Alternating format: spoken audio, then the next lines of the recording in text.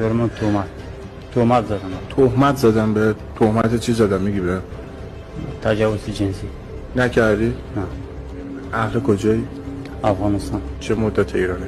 1 سال و نیم. چی کار میکنی؟ نگهبان. یک روز یک خانم اومد داخل کارگاه ما، شاید ما فیلمبرداری کرد. گفت کیفم افتاده.